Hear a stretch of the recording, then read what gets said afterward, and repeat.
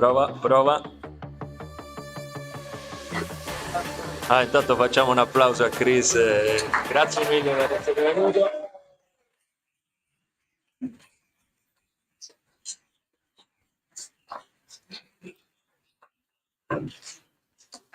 Siamo pronti per lo sciopero di domani. Facciamo qualche prova audio. Per 2 minuti iniziamo.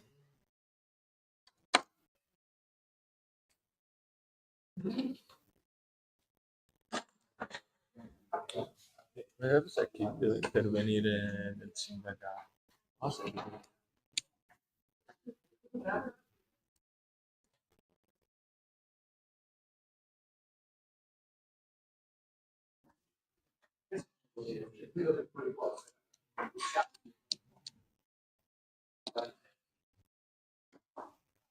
Te ci stai, Ale? Vogliamo iniziare? Va bene, allora iniziamo. Allora, benvenuti e benvenute.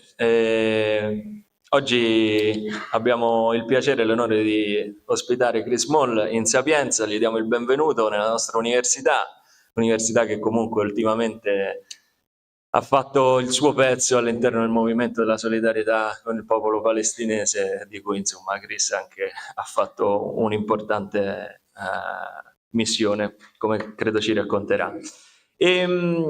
Faccio una breve presentazione con credo alcune precisazioni importanti per capire anche l'importanza delle vittorie di Chris e del sindacato che ha aiutato a fondare. È un compagno del New Jersey, fondatore dell'Amazon Labor Union, e credo che sia importante fare una piccola premessa su come funziona il sindacalismo in America e perché è stata così fondamentale la vittoria di riuscire a creare un sindacato all'interno di un magazzino di Amazon. Infatti negli Stati Uniti i sindacati, diciamo, si costituiscono e agiscono principalmente su base aziendale. Esistono delle unità di contrattazione regolate da una legge degli anni 30 che è una forte indicazione antisindacale. Infatti per poter riuscire a organizzarsi e a sindacalizzarsi i lavoratori di una singola unità di produzione, come per esempio un magazzino all'interno di un'azienda della logistica, devono presentare i lavoratori almeno il 30%, cioè almeno il 30% dei lavoratori devono presentare le firme per fare la richiesta di sindacalizzazione, e in seguito, una volta che hanno raggiunto questo primo risultato, devono passare a un'elezione in cui devono votare il 50% più uno dei lavoratori di quella singola unità per approvare la creazione di un sindacato. E vi potete immaginare quando sono riusciti Chris e i suoi compagni all'interno del magazzino a creare il primo sindacato all'interno degli Stati Uniti dentro un magazzino di Amazon, che vittoria sono riusciti a ottenere contro una delle multinazionali più grandi al mondo, contando soltanto sulla forza dell'organizzazione dei lavoratori, della militanza e della dedizione a un progetto politico che era partito durante gli anni del Covid e per una protesta che ha anche coinvolto, diciamo, il licenziamento di Chris in prima persona durante quel periodo, che è stato uno dei periodi di massacro dei lavoratori della logistica, ma non solo, e anche qua in Italia come negli Stati Uniti. Quindi vi potete immaginare in un momento in cui bisogna vincere delle elezioni per riuscire a legalizzare un sindacato, i mezzi che può mettere in campo una multinazionale come Amazon a livello di propaganda antisindacale, manifesti, manifestazioni, minacce ai sindacalisti e cose di questo tipo. Ma la vittoria hanno ottenuto la costituzione dell'Amazon Labor Union nel magazzino JFK 8, hanno vinto con 2.654 voti a favore e 2.131 voti contrari. Nel luglio 2025 inoltre Chris ha anche partecipato alla missione della Freedom Flottiglia e ha partecipato a uno sciopero della fame per condannare le condizioni critiche in cui venivano tenuti i prigionieri palestinesi e anche i prigionieri della Freedom Flottiglia all'interno delle carceri israeliane, unendosi così insieme a un movimento di solidarietà alla Palestina che ha visto proprio un protagonismo degli operai, come anche i nostri compagni qua in Italia, i portuali che domani sciopereranno, portare avanti le missioni politiche delle flottiglie, la Freedom e della Sumud, che, ripeto, appunto hanno visto proprio i lavoratori in primis dei settori della logistica, come il nostro compagno Joseni Voi, che abbiamo avuto il piacere di ospitare qui qualche mese fa, essere appunto i protagonisti di un movimento di solidarietà internazionale con Gaza, che ancora oggi ha ridato speranza a un blocco sociale che domani appunto riscenderà a scioperare nei porti contro l'economia di guerra. Ovviamente viviamo in una situazione in cui non c'è soltanto la guerra in Palestina e il genocidio in quei territori, ma una situazione in cui l'imperialismo americano colpisce duramente dall'Iran al Venezuela a Cuba. Abbiamo parlato ultimamente in una formazione all'Intifada di come sia diventato un imperialismo americano che mostra i denti, aggressivo, ma che in verità è in profonda crisi, ha le gambe storte, abbiamo detto.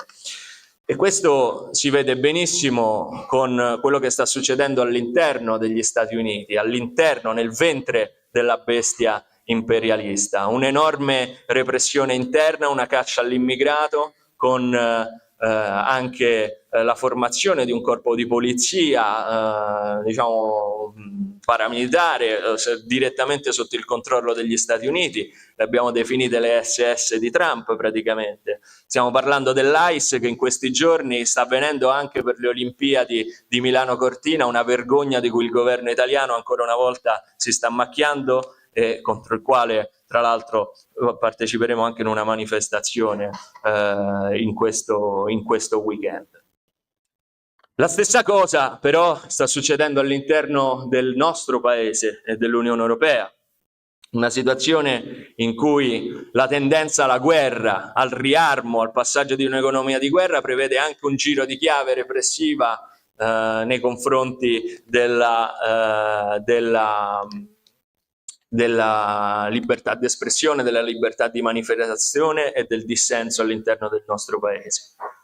Il messaggio che arriva da questo governo è chiaro: stanno preparando un altro decreto sicurezza che segue quella impostazione là, e questo è qualcosa che va al di là della destra o della sinistra, segue l'impostazione di Trump come la segue Macron, come la seguono Merz in Germania. E stiamo parlando di una serie di restrizioni della libertà di manifestazione, scudo penale per i poliziotti, multe per i minorenni che spesso vanno a favorire la profilazione razziale. Insomma, all'interno della bestia si fanno sentire le contraddizioni di un capitalismo che occidentale profondamente in crisi, che è costretto a diventare sempre più aggressivo in Palestina, ripeto, come nel resto del mondo, e che al contempo vuole reprimere le proprie popolazioni all'interno. Tuttavia c'è un blocco politico e sociale indipendente dal centrodestra e centrosinistra, ma anche dallo stesso modo negli Stati Uniti dai democratici o dai repubblicani, che sta cercando di fare un'operazione opposta, là dove i padroni, le multinazionali e i governi tendono a segmentare la classe, dividerlo tra immigrati e non, tra studenti e lavoratori. C'è chi sta cercando invece di ricomporre un blocco che riesca a opporsi alla guerra e al riarmo, e che ci sta riuscendo. Ci sono stati degli scioperi enormi negli Stati Uniti contro gli assassini brutali dell'ICE a Minneapolis. In Italia abbiamo bloccato il paese per giorni e giorni nella stessa composizione di studenti operai uniti nelle lotte per bloccare stazioni, porti e autostrade in tutta Italia, e domani ritorneremo in piazza ancora una volta uniti, ed è importante per noi come organizzazione giovanile ridare il sostegno ai lavoratori portuali nella loro lotta contro l'economia di guerra e diciamo affinché non passino più armi all'interno dei porti italiani, in uno sciopero internazionale che vedrà decine di porti in tutto il Mediterraneo fermarsi con una indicazione chiara: chi lavora all'interno dei porti italiani non vuole la guerra. E questo credo che sarà la giornata più fondamentale da attraversare nelle prossime giornate. Quindi con questo lascerei la parola a Chris e logicamente il titolo dell'iniziativa è nella pancia della bestia: come possiamo sconfiggere l'imperialismo. Dal cuore della cittadella imperialista degli Stati Uniti e dall'Italia i lavoratori e gli studenti possono mettere il freno alla guerra e a un'economia di guerra in cui le multinazionali come Amazon giocano un ruolo fondamentale. Grazie.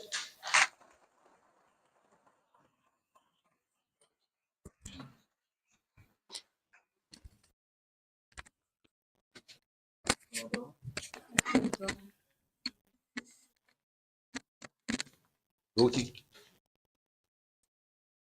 going on, everybody? Glad to be here with y'all. My second time in Rome, and I look around the room and I see, the youth is really is powerful. It's a lot of power in this room. So thank you for being here tonight. Thank you for your solidarity and welcoming me to this university for the first time. So I'm glad to be here with y'all. That being said, let me reintroduce myself. I love telling my story because, 6 years ago now, going on 6 years ago, when I got fired from Amazon, if you would have told me that I was going to be, taking the flotilla to go to Gaza in 2023, in 2025, and I would have looked at you like you were crazy. The same thing, if you would have told me that I was going to one day be the president of the Amazon Labor Union, the first union for Amazon workers in the US, I would have looked at you like you were crazy. And that's because 6 years ago, when COVID-19, the pandemic was in effect, in the US especially, I was just an organizer trying to fight for health and safety. Amazon decided that they wanted to single me out and quarantine me out of the thousands of workers who work at my warehouse. Instead of listening to us, instead of providing the PPE that we needed to work safely, they decided that they were going to single me out and fire me. And when they fired me, the richest man in the world at the time, Jeff Bezos, who was making $9 million an hour, $5,000 a second, $13 billion a day. This man decided that it was smart in his interest to smear me. And what they said in this meeting that he attended, they said that I'm not smart or articulate. And ironically, they said to make me the face of the whole unionizing efforts against Amazon. And somebody in that room didn't agree with that conversation, and they leaked that conversation to the media. And when that article came out in the New York Times about the richest man in the world talking about little old me, somebody who was fired for speaking out about health and safety, I said, that's a good idea, because that shows you the power of the working class right there. That somebody from the bottom of the totem pole, the bottom of the workforce, can speak out and still get the richest man in the world to listen. And that's what I learned from that one experience. That no matter how rich, no matter how powerful billionaires are, at the end of the day, if we don't go to work, they don't become rich. And Jeff Bezos understood that. that what I was talking about was going to be on the behalf of the class, but everybody. I said this when I was fired from Amazon 6 years ago, that it was never going to be Amazon versus Chris Smalls. It was always going to be Amazon versus the people. You need to translate? Okay. Ok, allora faccio.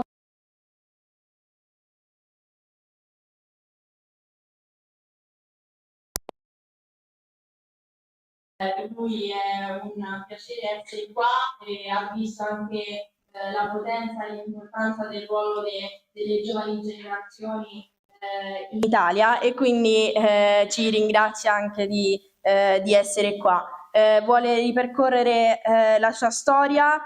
7 anni fa è stato licenziato da Amazon e non si sarebbe mai aspettato 7 anni dopo di essere sulla flottiglia a Gaza o presidente del sindacato dei lavoratori di Amazon. Questo perché durante il Covid loro stavano cercando di lottare per avere delle condizioni migliori per la sanità e la sicurezza, e invece l'azienda decide di licenziarlo. E in quel momento lui succede una cosa inaspettata, cioè che viene rilasciata, diciamo, nel New York Times una conversazione di Jeff Bezos che praticamente passa una riunione a cercare di attaccarlo e far, diciamo, attaccare la sua immagine. E questo gli fa capire l'importanza e la potenza della classe lavoratrice, che anche se si parlava soltanto di lui, di un lavoratore che era stato licenziato, chi è al potere capisce l'importanza e la potenza della classe lavoratrice e del fatto che hanno bisogno della classe lavoratrice per andare avanti, e quindi attaccarlo non voleva dire solo attaccare lui, ma attaccare la classe lavoratrice che in quel momento cercava di alzare la testa all'interno di Amazon, e quindi far parlare l'uomo più ricco del mondo di lui gli ha fatto capire l'importanza di questa cosa.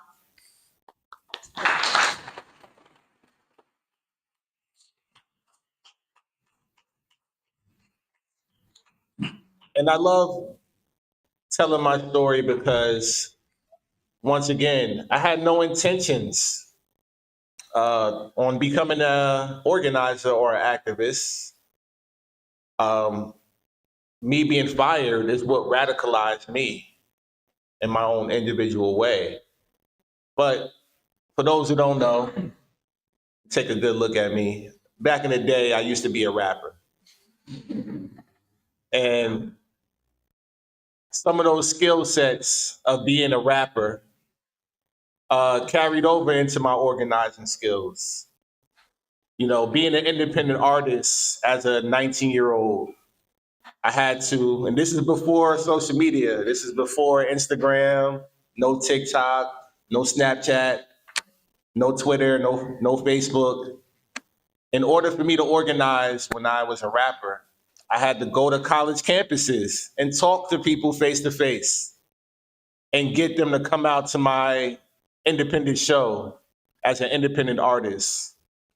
And I can tell you, my first party that I ever threw, my first CD release, maybe 20 people showed up. And it broke my heart. It broke me down.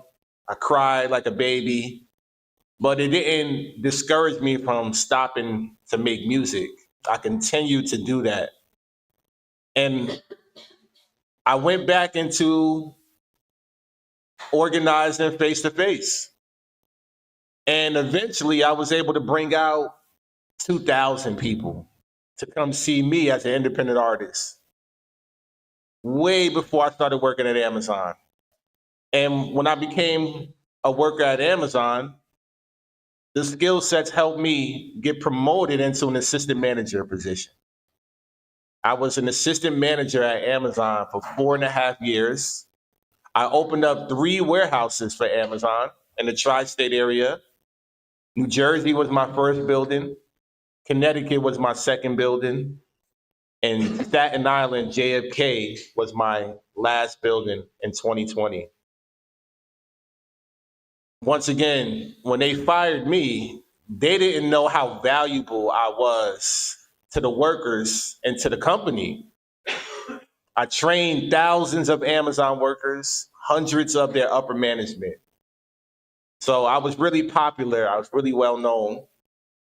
And once again, Jeff Bezos had no idea that he fired one of his best employees, believe it or not. Those skill sets are the same ones I use to this day. Being a people's person, talking to people, meeting people where they at. And also, let's be honest, organizing can be boring sometimes. Organizing can be stressful sometimes. And sometimes it could just be outright, terrible. So me bringing a different type of energy, a different type of culture, and definitely making organizing look cool again is something that we all have to do in these times. We're in a new era. We're in the 21st century where technology is driving a lot of our organizing efforts, from social media to artificial intelligence. But we are utilizing these tools for our own benefits. And that's what I did with the Amazon Labor Union. We set up a culture and an encampment outside of the same building that fired me. We set up an encampment for over 300 plus days, 11 months, every single day, day and night, rain and shine, hot or cold.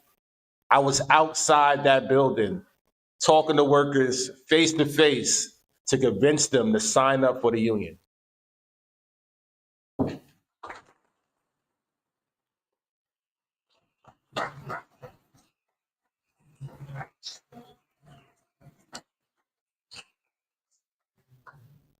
In breve dice che non aveva intenzione all'inizio di diventare un attivista. Quello che lo ha radicalizzato è stato essere licenziato, e questa sua propensione anche per l'organizzare le persone viene anche da quello che era prima, cioè era un rapper, che gli ha dato anche prima dei social, che quindi gli ha dato anche la propensione per parlare con le persone e organizzare le persone. Ha parlato del fatto che ha portato, insomma, anche se nella sua carriera da rapper ha portato a fare degli show da 20 persone a 2000 persone. Tutto questo l'ha tradotto sia all'interno appunto del lavoro che faceva, e che quindi questo l'ha portato ad essere una persona che era importante anche all'interno dei lavoratori che lo circondavano, cioè era anche una figura di riferimento, e che quindi l'azienda non sapeva questo quando l'hanno licenziato. E questo ovviamente l'ha portato anche a tradursi nella sua capacità di essere un attivista e di creare organizzazione, anche in un modo nuovo, in un modo più fresco, in un modo che insomma ad oggi all'era dei social, appunto, la capacità di reinventarsi e reinventare anche il modo di organizzarsi e la visione dell'organizzazione. E dopo che è stato licenziato, appunto, lui è stato 11 mesi fuori dall'azienda a parlare tutti i giorni con i lavoratori e a convincerli a iscriversi al sindacato.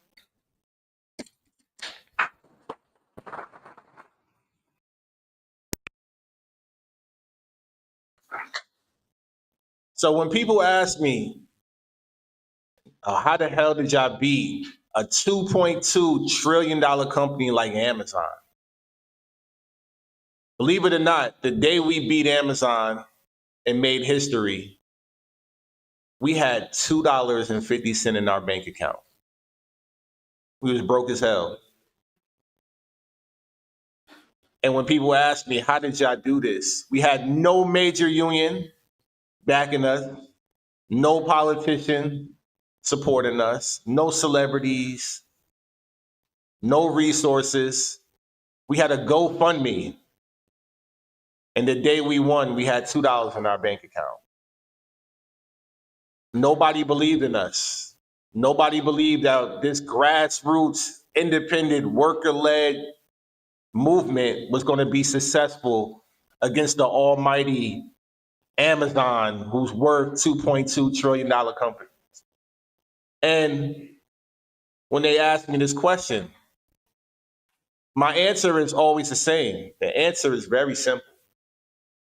The answer is actually right here in this room. The answer is the power of people when we come together. There's no amount of money in the world that can stop us. Whenever we come together as people from all different backgrounds, from all different creeds, we can take on the richest people in the world. We can take on these corporations. We can take on the billionaire class. The same thing that what you're seeing with Palestine. We have already won the public opinion around the entire world. Everybody's coming together for one common cause. But that doesn't mean that we must let off the gas. That means that we must continue to fight, continue to organize, because there's no cavalry coming for us. Politicians are not going to wake up and say, I'm going to give the people what they want. We have to force them to do their jobs. The same thing with the billionaires. The billionaires from all of these different companies, they're not going to wake up and say, let me give the people some of my money so that they can live better lives. We got to fight back, and we have to take what's rightfully ours. And the same thing, whether you're free or maybe in prison, there's only one weapon that you can utilize on the inside or the outside, and that is your body. Withholding our labor is the way that we meet our demands and get our demands met. And if they don't give us what we want, then we must shut it down. Amazon may be rich and powerful,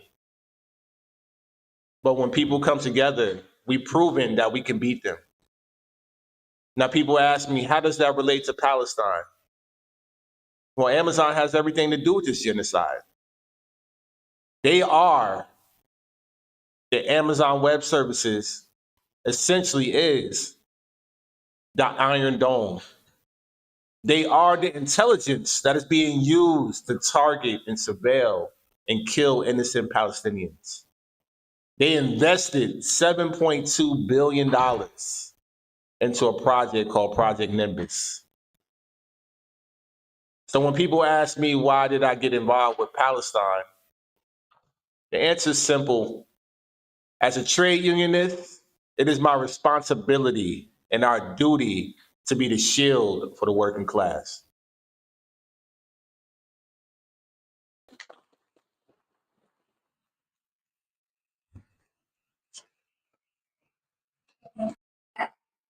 Quando le persone gli chiedono come sono riusciti a vincere contro una multinazionale come Amazon, lui dice che non avevano politici o celebrità o grandi sindacati che li aiutavano. Nessuno credeva che un sindacato nato dal basso potesse vincere contro Amazon, e la sua risposta è proprio l'unità del popolo e delle masse. Pensiamo alla Palestina, in cui comunque abbiamo cambiato l'opinione pubblica, ma bisogna continuare a mobilitarsi e a organizzarci.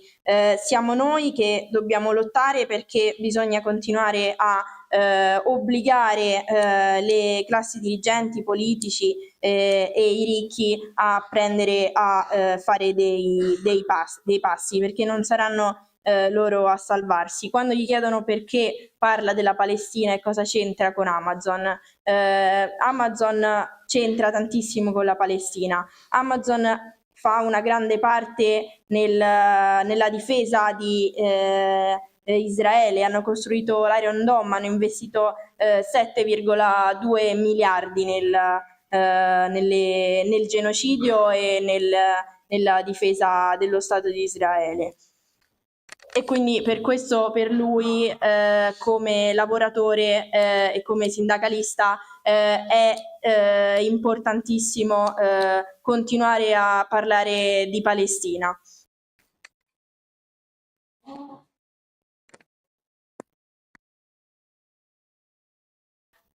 So now let's talk about sacrifice, because that's what it takes. This is a lifetime fight that we all signed up for. You can't have one foot in and one foot out. It doesn't work that way. You have to be all the way committed, because I can tell you now, you're going to lose some things when you talk about Palestine, if you haven't already. You must ask yourself every day, if you don't get up and do the work, who's going to do it? You must ask yourselves, what are you willing to sacrifice? Because I can tell you, I've lost so much. I've been in prison. I've been locked up I've been handcuffed since I was 10 years old, coming from the US, as a Black man. You lose friendships, you lose relationships, you lose money, you may lose your career, you might even get kicked out of school. Oh yeah, it happens. They're gonna come for you. What are you willing to sacrifice for the greater good of the movement? Because that's what it takes. It takes a lot of sacrifice. It takes time away from your hobbies, your activities, the things that you like to do. You like to party on the weekend? That might come to an end. We all love that. But at the end of the day, if you don't do the work, the next person may not. And sometimes you have to do the work so that the next person can do that. And the sacrifices that we take, don't let it go in vain. If you're going to do this work, make sure that you're fully committed to the fight and the struggle, because it's a lifetime. This is a marathon, it's not a sprint. So whatever you're fighting for now, you may not see the results until years later. And when we say we're fighting for our future, well, guess what? Our future is right now, because we may not have a future to fight for. And the revolution that we all want, because this is a revolution, the revolution that we all want may not look pretty. It's going to be ugly. It's going to be times of doubt, times of defeat, times you don't feel like talking, times you don't feel like getting up. But understand this, that the revolution starts with yourself. So when you leave here today, ask yourself, once again, what are you willing to sacrifice for this revolution? Tomorrow is just the beginning. Just like it was for me 4 years ago with Amazon. That's right, it's been 4 years since we won. And we are just now beginning that fight. Tomorrow, we must do the same thing. We must use our labor, which is our strongest weapon, and shut the entire country down. Let me end this with this. When I was in prison a few months ago for going to Gaza, trying to break the illegal siege that Israel has imposed for over 2 decades, I realized, even in prison, while I was on a hunger strike, my strongest weapon was my body. Me being on a hunger strike was a form of resistance. The one thing about our opposition, they believe that resistance can be killed. They believe that they can bomb Gaza and kill resistance. But it doesn't work that way. Resistance doesn't die. Resistance only gets stronger. So once again, everybody in here has a role to play. There's leaders and there's activists. And if you're a leader, your job is to lead people by example. And if you're an activist, it's your job to get active right now. And the power will always remain with the people. Solidarity is not just a catchphrase, y'all. Solidarity is not just showing up. Solidarity is free.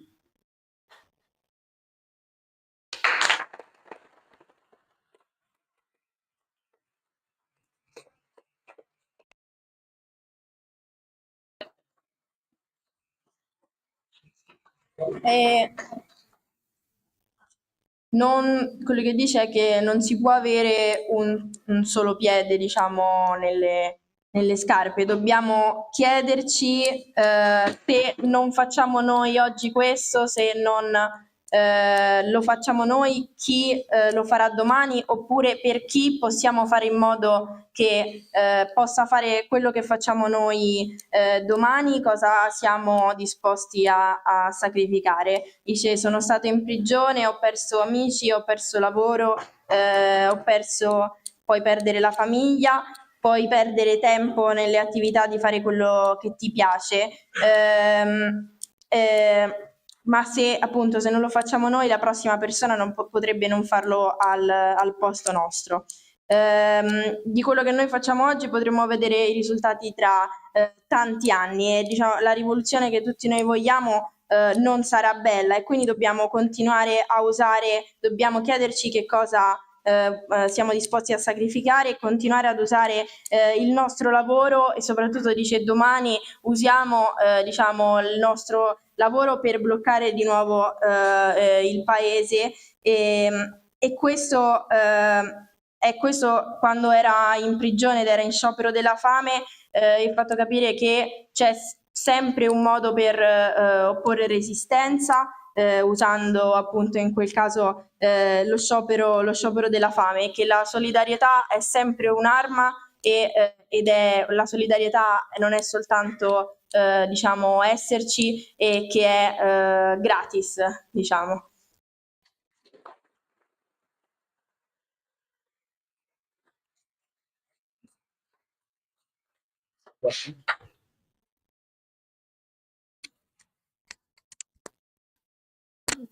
Volevo accendere. Grazie mille Chris, e adesso passiamo agli altri interventi, se ci sono i compagni che volevano intervenire, e poi apriamo a qualche domanda per il dibattito, insomma, che immagino già stiate preparando. Non so, dei compagni del sindacato?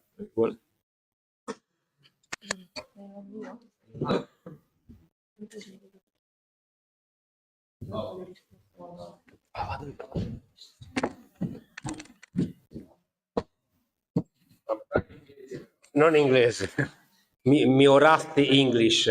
Tanto piacere essere qua al Stallo della Sapienza, è un piacere essere qua con Chris, che ci è venuto a trovare proprio perché domani, come voi sapete, ci sarà una giornata un po' particolare, giornata complicata, perché è da decenni, credo, forse non si sia mai fatto, ma mi sembra che forse nel 2003 sia stato fatto qualcosa di simile. C'è un primo sciopero internazionale dei porti che vedrà direttamente coinvolti 21 porti in tutto il Mediterraneo. Tra l'altro 21 porti, diciamo che è una cosa a cui non possiamo fare nulla. I porti tunisini e i porti marocchini del sindacato DT sono già chiusi perché c'è un allarme maltempo fortissimo, quindi domani Dio ha fatto sciopero al posto nostro e i porti marocchini sono già chiusi.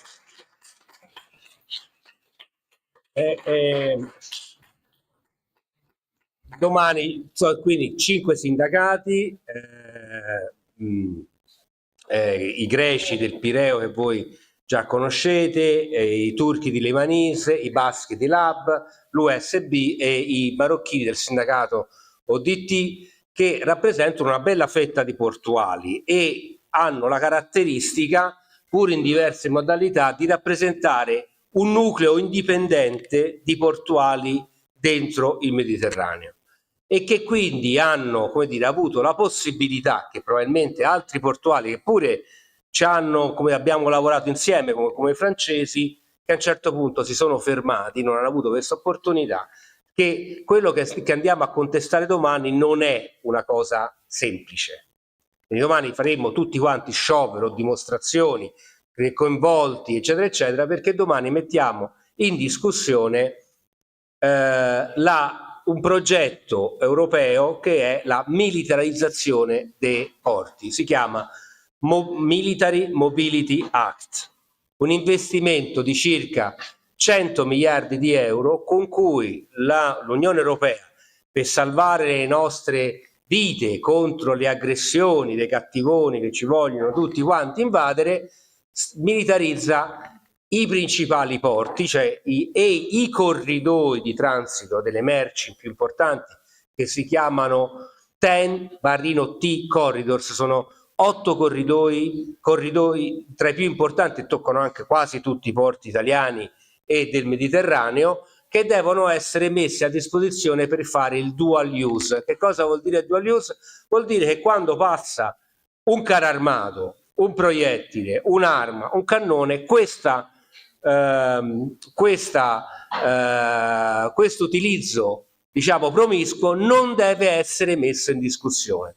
Mi è appena arrivato adesso un documento che i greci del QQE ci hanno mandato dall'Unione Europea, dove il 18 di febbraio, dentro un pacchetto, questa questione del dual use delle infrastrutture strategiche verrà di fatto deliberata e avviata definitivamente dentro una riforma dei porti. Che cosa significa questo? La militarizzazione dei porti significa semplicemente che faremo tutti quanti pippa quando passerà non solo un'arma, ma quando andremo a protestare per avere un salario migliore, quando andremo a protestare per avere condizioni di lavoro migliore, poi andremo a protestare probabilmente per la privatizzazione dei porti. E il nostro governo, tanto per essere chiaro, ha già avviato un disegno di legge sulla riforma dei porti, che istituisce, i porti sono un demanio dello Stato, cioè sono proprietà dello Stato, come le spiagge, no? Voglio dire, e hanno degli affitti in termini di terminal, eccetera, eccetera. Le autorità portuali, che sono circa, mi sembra, 12 autorità portuali in Europa, in Italia, gestiscono, diciamo, l'utilizzo privato di un bene pubblico. Viene creata una grande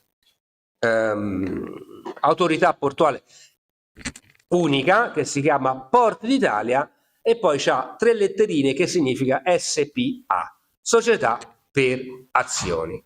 Quindi il demanio pubblico verrà gestito da una società per azioni, dove grazie alla militarizzazione, al piano di riarmo europeo, arriveranno 800 miliardi di euro di piano europeo per il riarmo, più 100 miliardi per il Military Mobility Act, 900 miliardi di euro. Pensate quanti poca gente ci mangerà e quanta tanta gente invece perderà di questa situazione.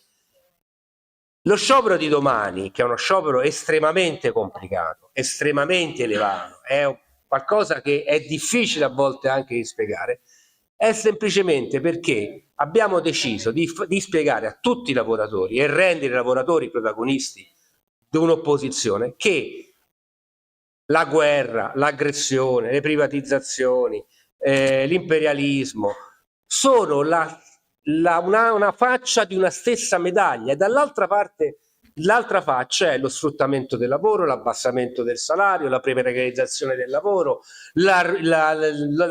come dire, l'annientamento di qualsiasi previsione pensionistica per chiunque non abbia 60 anni in quest'aula, perché questo è in questo paese in questo momento, e questo quindi è il tentativo di attivare un nucleo di resistenza che vada a creare un'opposizione dentro questa roba qua, che non è né piccola, non è né facile da affrontare, ma che vede i portuali aprire la strada.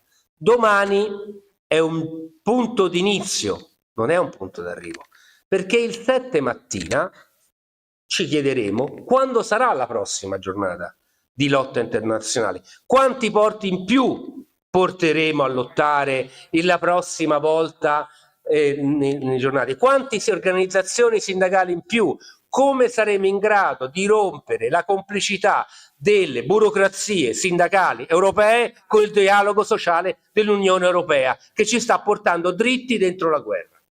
Questa è la questione che ci chiederemo il 7 mattina. Il 6 serve a questo, è un'azione coraggiosa di cui credo che questo sindacato e tutti coloro che camminano e collaborano a lui debbano essere orgogliosi.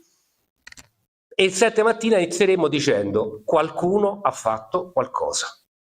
Da questo qualcuno ha fatto qualcosa inizieremo a creare una prossima giornata più grande e più partecipata. Grazie a tutti.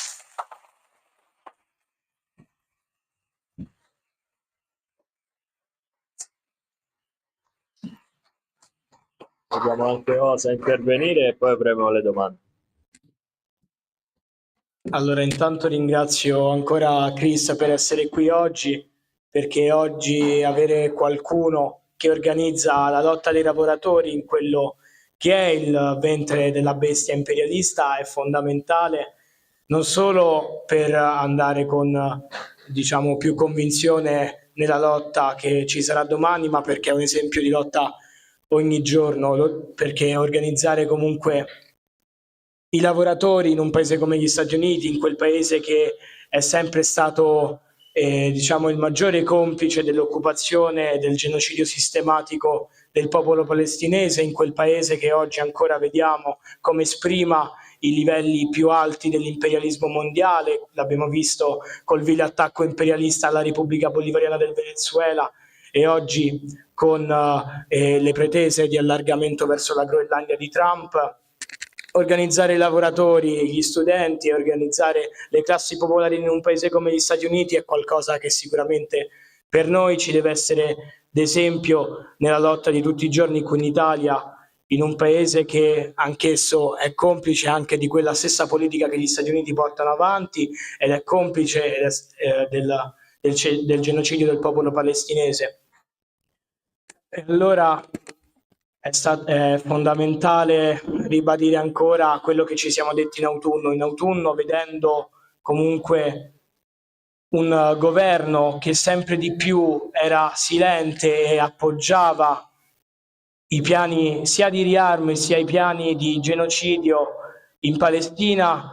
La risposta da parte di tutti noi è stata l'unione tra le classi popolari, l'unione degli studenti e dei lavoratori contro lo scempio che vedevamo ogni giorno. E allora con quello stesso spirito diciamo che la giornata di domani dello sciopero internazionale dei porti è fondamentale. In un momento in cui il governo Meloni taglia sempre di più al pubblico, taglia sempre di più alle scuole, all'università, alla sanità, è fondamentale organizzarsi e domani scendere in piazza in tutti i porti d'Italia per appunto continuare a bloccare la filiera bellica che viene portata avanti da aziende private e da questo governo.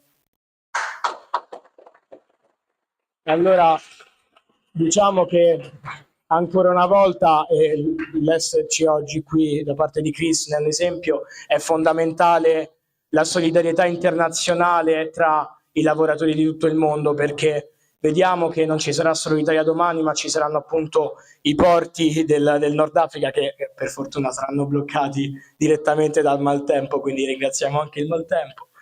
Però vedere i porti anche della Germania, vedere addirittura i portuali di San Francisco che domani saranno in sciopero contro la guerra dilagante che arriva in tutto il mondo, è un esempio di come oggi l'organizzazione e la solidarietà internazionale siano importantissime e al centro del dibattito per la lotta per un mondo più giusto e per una lotta reale contro il riarmo europeo e contro la politica di guerra degli Stati Uniti. Allora, con lo stesso spirito del blocchiamo tutto, con l'esempio di Chris, domani saremo a Civitavecchia pronti a bloccare il porto, scendendo in piazza con i lavoratori portuali del porto di Civitavecchia, pronti a scendere in piazza in tutta Italia per bloccare appunto tutto ancora un'altra volta.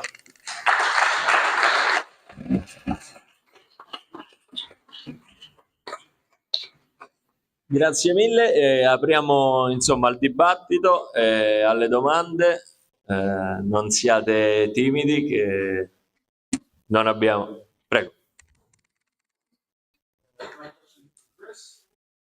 Qui.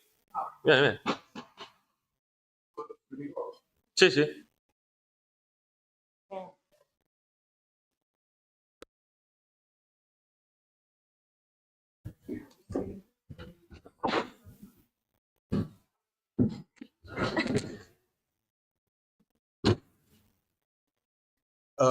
How do you, as a young organizer, deal with apathy and pessimism, especially from older people who may feel like they've seen it all, whether it's because of failed unions or things they've seen in the past?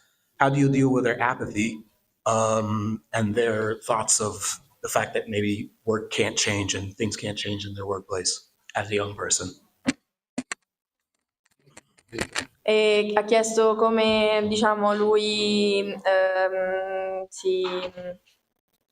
come si confronta con l'apatia e il pessimismo, soprattutto magari verso le persone più grandi, cioè verso i più anziani. Yeah, that's a great question. Well, understanding that you're not going to be able to convince everybody. You have to once again lead by example.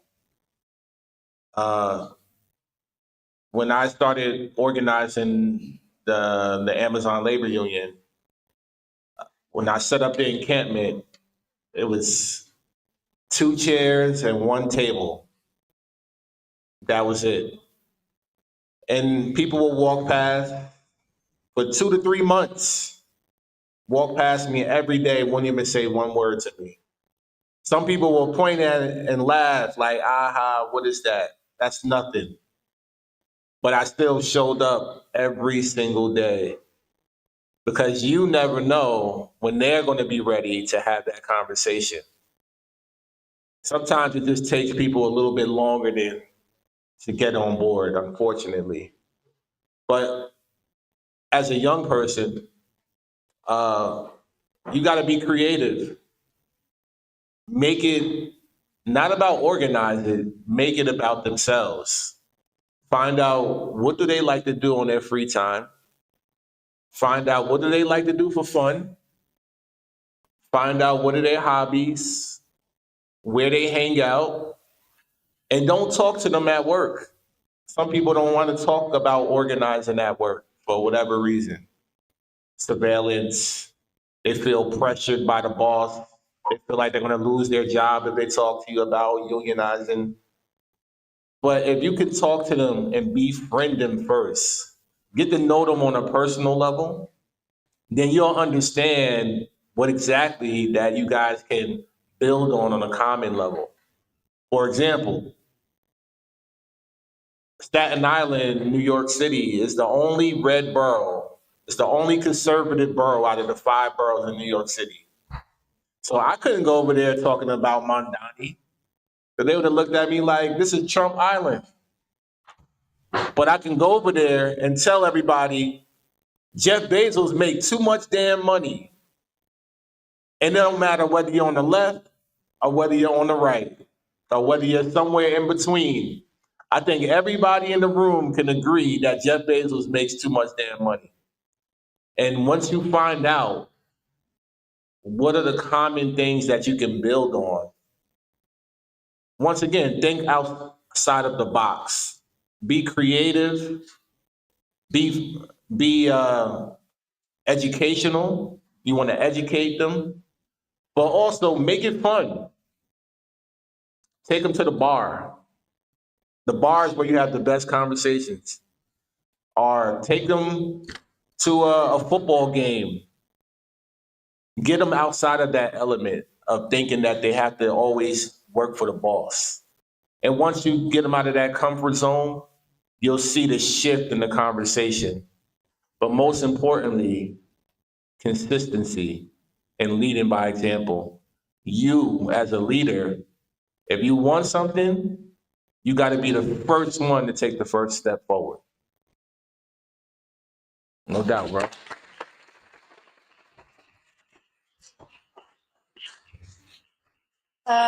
Allora, ha detto che le cose più importanti per lui sono essere un esempio verso gli altri e avere creatività, cioè creatività nell'approcciare le persone, nel creare una connessione anche personale con loro. Per esempio, lui ha detto che non poteva andare a Staten Island, che è il quartiere più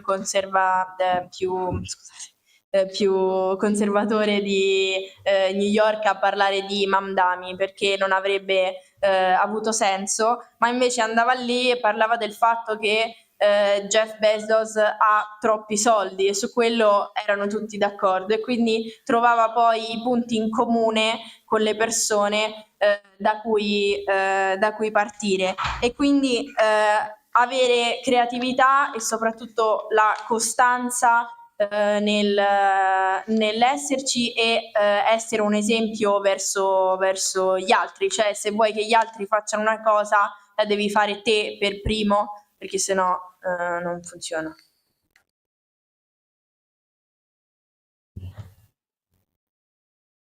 Ok, la faccio in italiano perché sennò è terribile. Penso che abbiamo tutti avuto modo di vedere come le violenze commesse dai poliziotti dell'ICE abbiano causato un grande sentimento di indignazione nell'opinione pubblica americana. Un'indignazione che si è anche riversata nell'estate attraverso manifestazioni di piazza gigantesche come quella di Minneapolis. Vorrei perciò chiedere a Chris, che quotidianamente vive la realtà degli Stati Uniti, che cosa e in che modo distingue questo movimento e questa manifestazione di rabbia popolare da ciò che è successo invece nel 2020 in seguito all'omicidio di George Floyd e del movimento del Black Lives Matter, e soprattutto qual è il ruolo della realtà organizzata in questa nuova ondata di mobilitazioni contro l'ICE e contro le politiche di Trump. Sì, cioè, l'ho già tradotto, quindi... Hai già tradotto. Okay, so we're talking about ICE. Ah. So we are the independence committed by the ICE, and okay, reasons of indignation of the American public opinion, and indignation that has also spilled over into the streets through gigantic street demonstrations such as that in Minneapolis. I would therefore like to ask you, who lives the reality of the United States on a daily basis? What and how does this movement, this manifestation of popular anger, distinguish from what happened in 2020 following the murder of George Floyd and the Black Lives Matter movement? And above all, what is the role of the organized realities in this new wave of mobilization against ICE and against Trump's administration? Great question. So yeah, talking about ICE, because I know it looks crazy for you guys looking on the outside in. And for me, coming from the belly of the beast, yeah, this was always a part of Trump's. Well, actually, you know what? Scratch that. Trump is utilizing the system that's already been in place. ICE is a bipartisan issue. It didn't start with the Trump administration. Believe it or not, ICE has been around for years. And I can tell you the former president, Biden, even before that, going back to Obama days, ICE was in that same neighborhood doing the same thing. We just didn't see it. So the difference is everybody's live streaming everything now. So you can see it. And because of that, mentioning George Floyd, that's exactly what happened in 2020.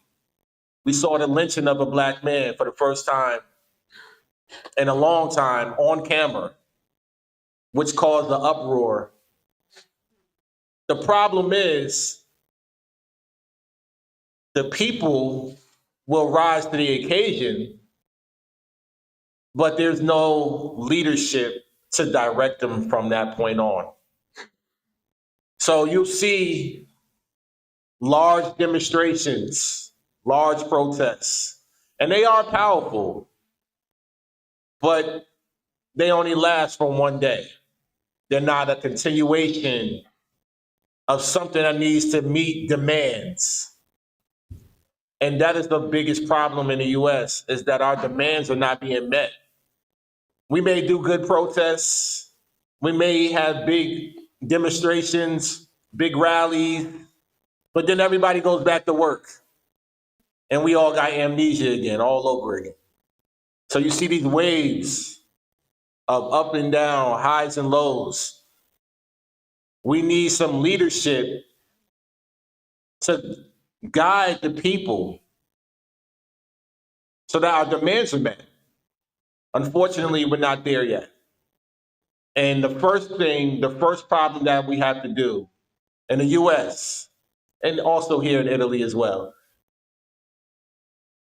I don't know how many parties I have here in Italy, but in America, we have a two-party system. That two-party system, the Democrats and Republicans are two of the same.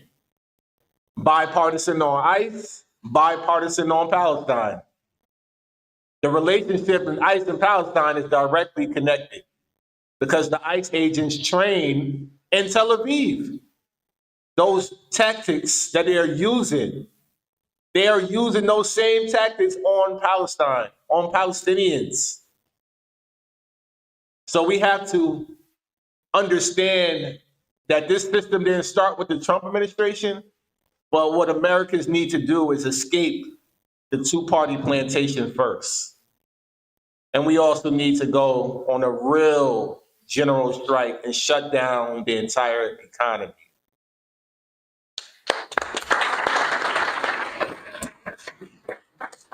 Allora, ha detto che Trump sta utilizzando un sistema che c'era già e che è un problema bilaterale. Da Biden ma anche da Obama ICE ha sempre avuto la stessa funzione, faceva le stesse cose, solo che appunto non c'erano così tanto i social, non erano così presenti ed era fatto più, diciamo, sotto banco. Questo dice, diciamo che più o meno lo stesso fenomeno è successo con George Floyd. Sulle proteste dice che il problema di queste proteste è che non hanno una direzione, cioè non ci stanno realtà organizzate che hanno delle rivendicazioni, ma sono movimenti altalenanti. Secondo lui il problema principale che in America gli americani devono superare è il sistema bipartisan che poi alla fine agita nello stesso modo sia sull'ICE che sulla Palestina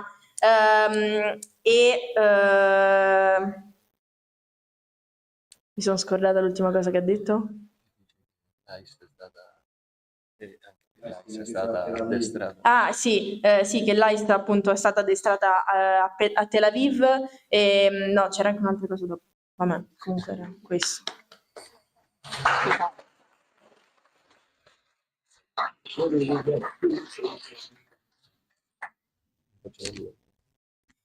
So I wanted to ask you, and maybe you partially answered me before, but with everything happening in America right now, with ICE, Trump being a dick, going crazy in general, many people here in Italy see the situation as very unstable, of course, and many anticipate in a few years a possible civil war.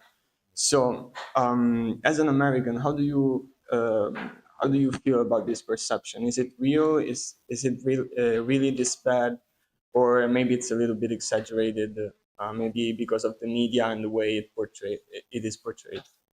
Great question. Thank you. Viene anche te da... oh, sì. La domanda era sulla guerra civile, se pensa che è esagerato descrivere quello che sta succedendo negli Stati Uniti come un possibile sbocco su una guerra civile o è possibile. Okay. Hi, Chris. Thank you for all your sacrifices. And how you deal with crackdown within the imperialist core? Like here in Italy, we are in the process of suffering one of the biggest step up in legal, police, and media enforcements in Europe. And I'm curious to know how to keep organizing and fighting against all the very street violent repression. Thank you. Ha chiesto come risponde e come stanno facendo contro la repressione che anche qua abbiamo visto contro i movimenti. Yeah, great questions. So, what you're seeing in the US right now is phase one of what we say 3 phases that leads to a civil war. I would say this. Some of the things you are seeing online, yes, be careful. There's a lot of artificial intelligence, AI videos that are not real. So you got to really do your homework. Number 2, propaganda. America is probably the most propagandized country in the world. So that being said, a lot of Americans don't even realize that we're in phase one of a civil war. And when I mean phase one out of a 3 phase, here's how I see it. Phase one is ICE being the entity to go start the chaos in all of our most impoverished neighborhoods, Minneapolis being one, for example. But what Trump is deliberately doing is sending ICE to the mostly all Democratic states, Democratic cities, to mostly Black and brown neighborhoods to try to cause these disruptions and these chaos. That is a part of a plan to get a reaction. Every action has a reaction. So that's phase one, using ICE as the entity to start the chaos. Phase 2 would be Trump declaring martial law. And for those who don't know what martial law is, basically using the military to go into the neighborhoods and support ICE along with federal immunity to kill everyday Americans, to kill civilians. So that's phase 2, using the military. Phase 3 is all-out civil war, where everybody in America pick up a gun and a weapon and basically start killing each other for basic needs. And that is actually where we're headed in America. They say every empire ends every 250 years. Guess what? This year is 250th year for America. So it's the end of an empire. So it's really about to get really, really ugly. What y'all seeing now is just the beginning of something that's going to get even worse. So how do I deal with it? I organize. Because that's all we can do. Organize is the only way that we're going to protect ourselves. The saying that we have is stay ready so that you don't have to get ready.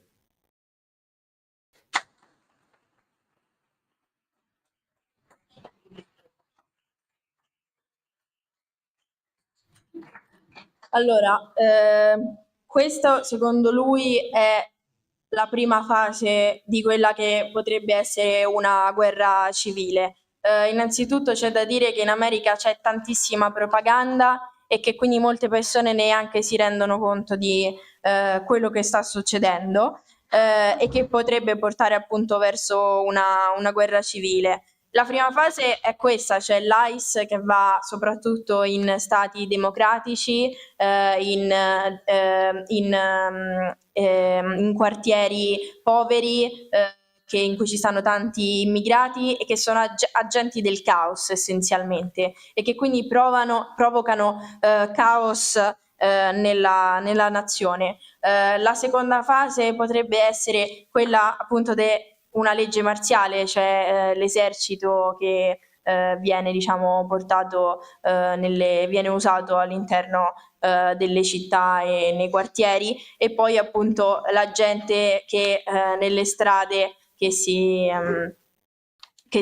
lotta per cioè che non solo lotta, però che si scontra per i diritti più basilari. Come affronta questa cosa e la repressione che c'è ora negli Stati Uniti, organizzandosi e restando sempre, appunto ha detto quello che dicono è stay ready and not get ready, cioè restare sempre attivi e essere pronti ora e non dover essere pronti un giorno quando arriva qualcosa.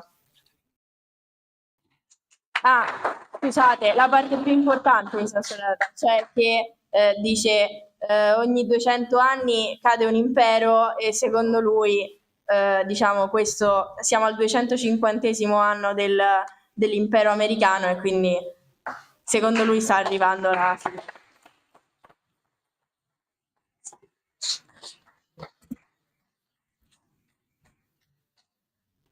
No, visto che prima parlavamo del sistema bipartitico americano, ora che c'è stata anche l'elezione di Mamdani come sindaco di New York, secondo te che prospettiva hanno i socialisti democratici americani, se possono essere una corrente, alternativa e migliore rispetto a quella che finora c'è stata all'interno del Partito Democratico americano, che ha sempre applicato comunque le stesse politiche imperialiste che poi applicavano anche i repubblicani, quindi qual è appunto la tua opinione su Sanders, Mandami, eccetera? Let me guess, Mandani. So we've seen the Madani elections at the moment, and we want to see your perspective on the Socialist Party now, and if you could be an alternative to the Democratic Party, what we have now, the Socialist Party that is now, in the sense it could be an alternative to the Democratic Party, to the Democrats. Come sì. Questa per lui è abbastanza battagliero su questo. The question. I will try to speak it in English if I understand it. No, I can't speak it. Now, I was very impressed by the discourse about duty and organizing. In our situation and our experience here in Italy is our goal if we have experience. But another thing in the whole discourse is about it, the propaganda, about it, the social media. And we know that the oligarch class own the media, the social media, have their own influencer, have their own our stamp and other things. And here in Italy, for example, we have some press that do defamation for Islamic organization or student movement, or we have some like fascist influencer, or in America we see like this podcaster that they told the cultural hegemony and impose it to the American people. And my question is, what for our work, what do you deal with this cultural hegemony, and what do you do to to do like counter information about it? Great question, Jack. So, yeah, I know the New York City mayor elections got a lot of attention because for the first time in a long time, a Muslim mayor was elected, and he came from a grassroots organization which is called DSA, which is Democratic Socialists of America. And I'll put it like this. Was he the best candidate? Absolutely. Going up against Eric Adam, who was a corporate shield, defeating Cuomo, who has a history of selling out the working class.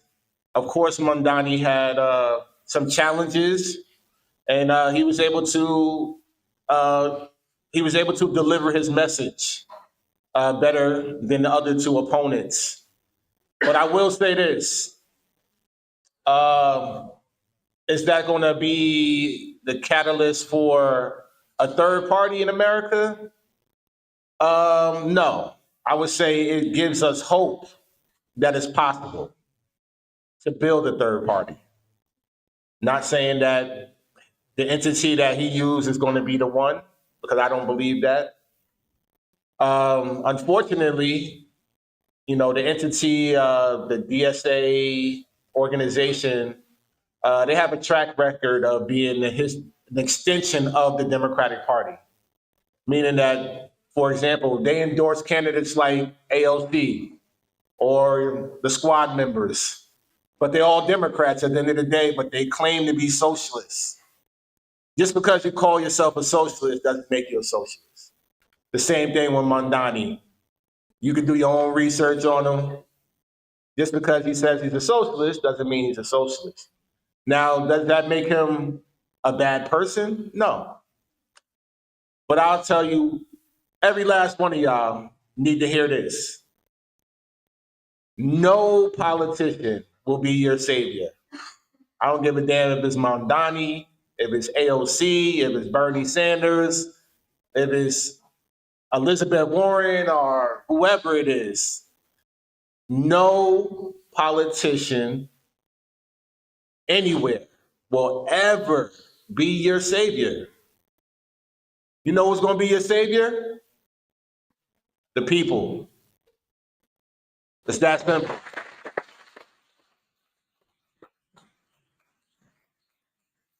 Now,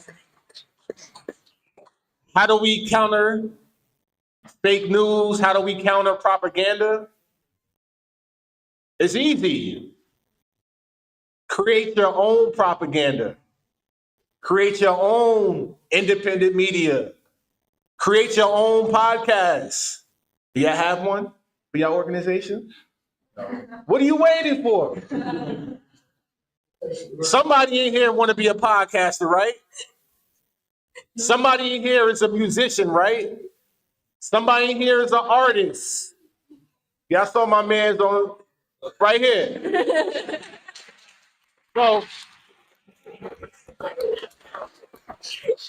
So y'all got rappers, y'all got artists. I know somebody in here want to be a journalist. Y'all have everything that y'all have in this room, and there's nothing stopping you from doing that. So create your own propaganda. Don't worry about what the other side is going to do, because they're always going to be organizing. We got to do the same on our side. That's how you counter that.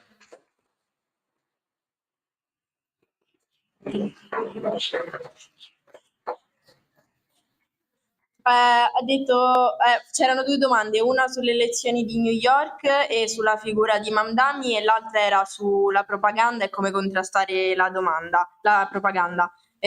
Su New York ha detto che le elezioni hanno avuto molta rilevanza, perché Mamdani è il primo musulmano e che viene da un'organizzazione diciamo dal basso, e che era sicuramente il candidato migliore rispetto agli altri.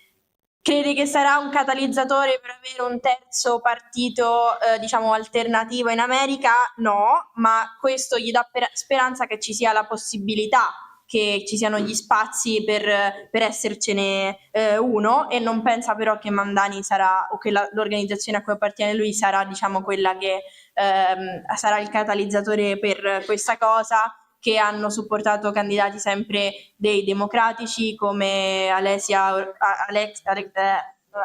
Ocasio Cortez, che è quella che, a questo lo sto aggiungendo io, però è quella tipo che sulla Palestina è molto ambigua, quindi e quindi dice soltanto dire di essere socialisti non vuol dire che poi effettivamente lo sei, e che nessun politico può, di non guardare nessun politico per essere, diciamo, salvati, ma che soltanto il popolo si salva. E invece sulla propaganda dice come si contrasta la propaganda creandone altra noi, cioè creare noi, appunto, avere musica di controcultura, podcast e tutti gli strumenti che dall'altra parte, diciamo, già si organizzano per avere, e che quindi dobbiamo avere anche noi se vogliamo contrastare la propaganda.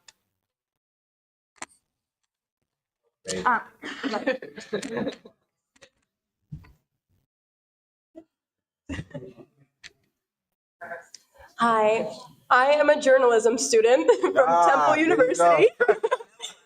And as an American studying in Rome, hearing more about the endeavors of my own country from 4,000 miles away has been a very sobering experience today. So my questions for you are, what impact have you witnessed the ICE invasion in the US has had on migrant workers? How does the Amazon labor union deal with the effects? And how do you support the immigrants that look to you in solidarity? Thank you.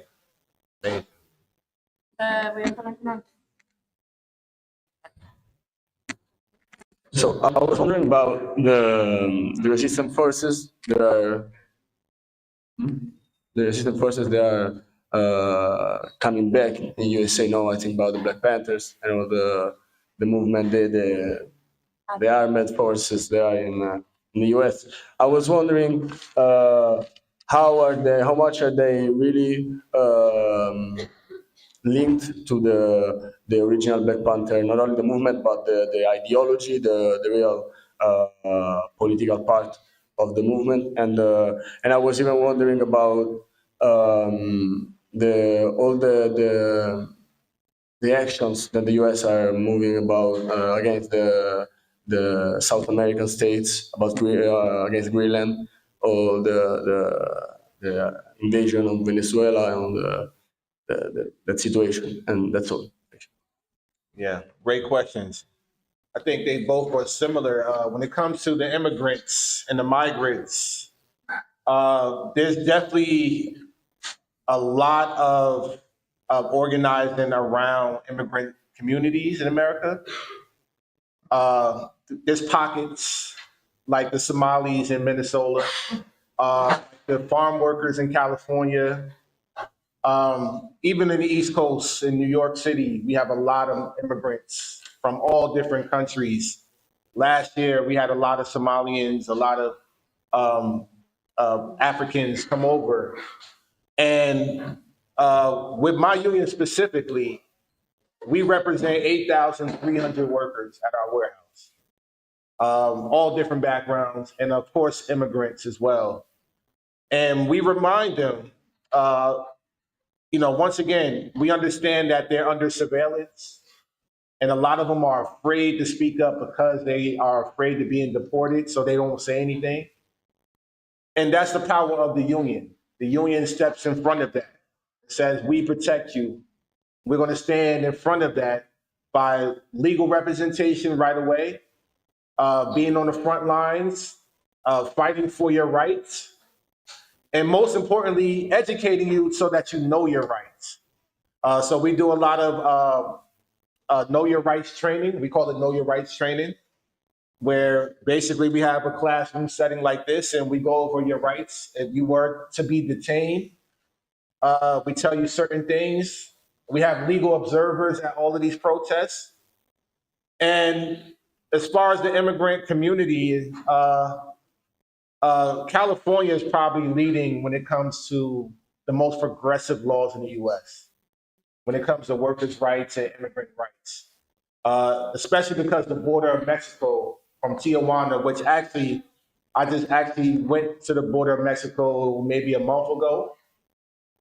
Building that solidarity is something that's much needed.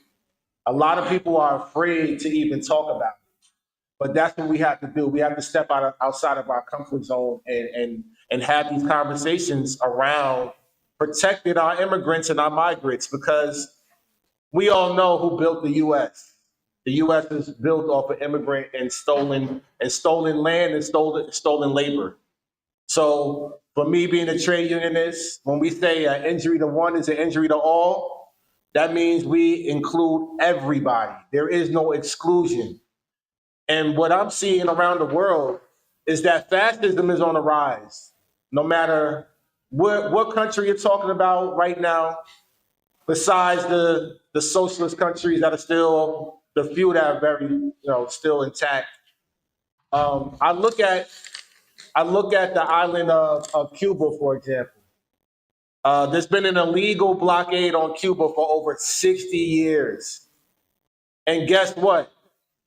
They still have the most resiliency, they have the best medical doctors, they have the best education system, they have no homelessness, they have no crime rate, because the people understand that their neighbors, their communities are what protects them the most. No matter what the government has, the people are always going to be their saviors, as I mentioned before. And that's the same thing what we have to do in the US. We have to understand that we can only organize within our communities. The government is going to be the government. When they come to our communities, we as labor, as trade unionists, should be at the forefront to protect our immigrant neighbors and our loved ones. So that's how we incorporate it within our organizations. We educate, we absolutely agitate, but I go back to the basics, is organize. Get organized. Find something that speaks to you and join it. Don't sit in the background. Don't sit on the sidelines. And most importantly, don't be retroactive. Don't wait for something to happen. Jump in front of it and get in front of and protect your loved ones and your neighbors. Oh yes, you got to translate. I'm sorry. I'm going on and on. E appunto per quanto riguarda la questione dei migranti ha detto che ci stanno tante persone che si stanno organizzando intorno alle comunità dei migranti. Per quanto riguarda il suo sindacato, loro rappresentano nel loro magazzino 8.000 lavoratori, di cui ovviamente una parte è migrante, e quindi quello che fanno è fare il lavoro del sindacato, cioè proteggerli, fanno diciamo delle formazioni sui loro diritti, hanno degli osservatori legali alle manifestazioni, e crede che costruire la solidarietà anche su questo fronte sia fondamentale. Rispetto a questo ha detto che insomma, guarda per esempio, oggi il fascismo è in crescita in tutto il mondo, guarda per esempio a Cuba, in cui, anche se è un paese che sta sotto il bloqueo da tanti anni, continuano a resistere, hanno i medici migliori del mondo, e continuano a resistere perché le persone credono nella comunità, credono nell'organizzazione e continuano a farlo, e pensa che questo sia, diciamo, la cosa, che l'organizzazione sia diciamo il valore fondamentale a cui bisogna guardare e continuare a portare avanti in tutte le cose che facciamo.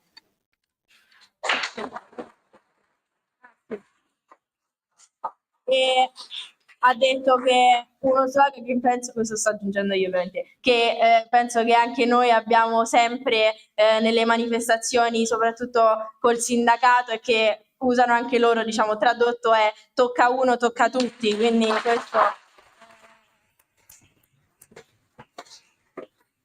anche per quanto riguarda i lavoratori migranti. I wanted to add one more thing, because you mentioned Venezuela.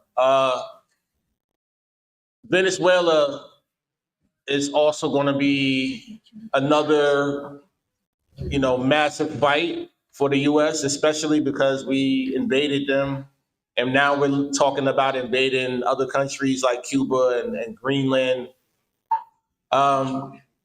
Hopefully, in a few weeks, hope y'all pay attention to my social media a little bit, if you're not already, because I'm actually planning on going to Venezuela on the flotilla, the same thing we did in Gaza. We're going to be demonstrating to build that international solidarity with the global South. Me and a delegation is going to go to Venezuela. So I wanted to point out that as well. Secondly, clap it up.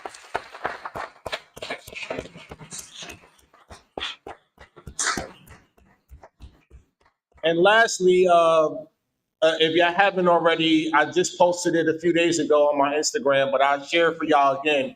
Go on YouTube and you can type in Chris Smalls Goes to Cuba.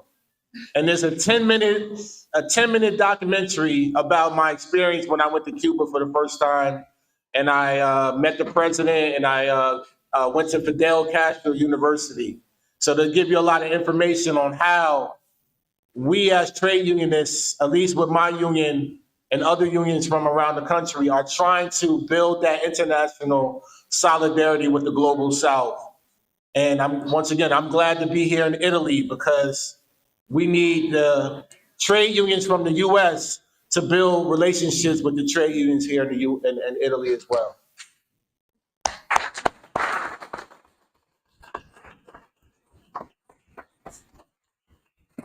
E volevo aggiungere sul Venezuela che appunto ora l'America ha invaso il Venezuela e sta parlando di attaccare anche la Groenlandia e dice di seguire sui social perché tra poco partirà con una flottiglia simile appunto a quella che hanno fatto in Palestina, però va in Venezuela questa flottiglia. E come dice che lui e altri sindacalisti sindacati stanno cercando di costruire la solidarietà con il sud globale e che è importante appunto essere qua e farlo anche qui, e dice che se andate sulla sua pagina YouTube potete trovare un video di quando è andato a Cuba.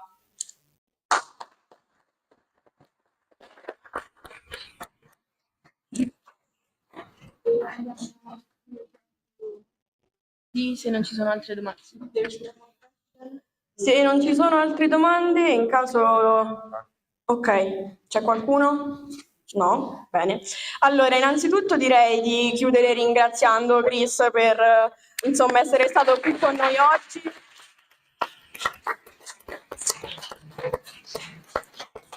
Penso che l'iniziativa di oggi ci abbia dato, grazie alla sua esperienza, un'importantissima dimostrazione che è possibile costruire il conflitto, è possibile organizzare il dissenso e l'opposizione anche persino nel ventre della bestia, anche dentro ad Amazon, anche negli Stati Uniti sotto il governo di Trump, come lo facciamo anche noi qui in Italia contro il governo Meloni, e credo che questo ci dia una fortissima spinta per scendere tutti in piazza domani a Civitavecchia per lo sciopero internazionale dei porti. Quindi ricordo a tutti l'appuntamento di domani alle 15:30 a Termini e ringraziamo ancora Chris.